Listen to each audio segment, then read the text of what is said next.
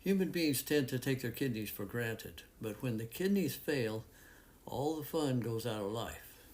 I'm going to talk about a few things that cause damage to the kidneys, and then I'm going to talk about some things that are very healing for the kidneys. Soda pop falls under the first heading. Soda pop is harmful to the body in countless different ways.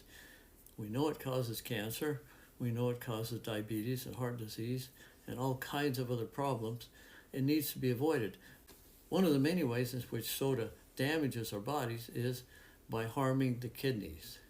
And in my opinion, diet soda is even worse than the kind with sugar. There are some prescription medications that also damage the kidneys.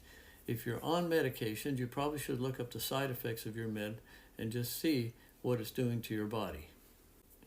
Here's a short list of just a few of the medications that are harmful to the kidneys. Orlistat, Ozempic is a terrible drug. Proton pump inhibitors, those are the PPIs, the acid-reducing medications. Acetaminophen, as it's called in the United States, it's called paracetamol in other places. Tylenol, that's one of the brand names of it. Very harmful to the kidneys and to the liver. Glyphosate. Glyphosate is in a lot of genetically modified foods. It's Roundup. It's a very, very harmful chemical. It's one of the reasons why we need to eat organic foods. Toxic metals. I prefer to use the term toxic metals rather than the term heavy metals because not all heavy metals are toxic and not all toxic metals are heavy. Alcohol, of course, damages the kidneys and the liver. And tap water. There's an article on my newsletter that discusses water, drinking water, and what kind of water is the best to drink. Here's a list of just a few of the things that are beneficial to the kidneys. Baking soda. Here's an article from the Journal of the American Society of Nephrology. It talks about a daily dose of baking soda affecting kidney function in a beneficial way. They don't say how much baking soda to take, but I would suggest perhaps half a teaspoonful 2 or 3 times a day in water.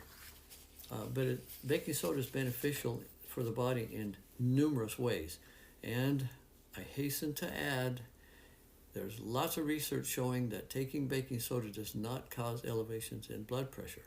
Just in case someone is worried about the fact that baking soda contains sodium and they think it's going to make their blood pressure go up, it will not. And here's the good news for people who are taking proton pump inhibitors, the acid-reducing drugs. If you've experienced GERD, if you experience heartburn, just take half a teaspoonful of baking soda in a glass of water. You can take up to 1 teaspoonful, but generally speaking, half a teaspoonful is going to do it. It instantly neutralizes the acid, and you don't have the negative side effects of the proton pump inhibitors because they do have a lot of side effects. My favorite herb for the kidneys is astragalus. It's very beneficial to the kidneys. Also, morinda, which is also known as noni, very beneficial to the kidneys. If you have a kidney condition, then drinking distilled water will help to eliminate toxins and heavy metals from the kidneys. Watermelon juice. Now, I'm ordinarily not a fan of fruit juices. I tell people, eat your fruits, don't drink them. And of course, if you're a diabetic, you wouldn't want to drink watermelon juice or any other fruit juice. But if you're not a diabetic, watermelon juice can be very beneficial for the kidneys. Also, if you are a diabetic, then eating a lot of watermelon. Now, you would want to check your blood sugar during this to make sure that the watermelon, the fructose in the watermelon is not causing elevations in blood sugar. But it can be very, very helpful. If you're looking for information on just about any health subject, go on my newsletter, longlifehealthylife.substack.com. It's jam-packed with articles on a lot of different subjects. These are science-based, highly researched articles. The information I provide, in many cases, is information that you're going to have a hard time finding anywhere else.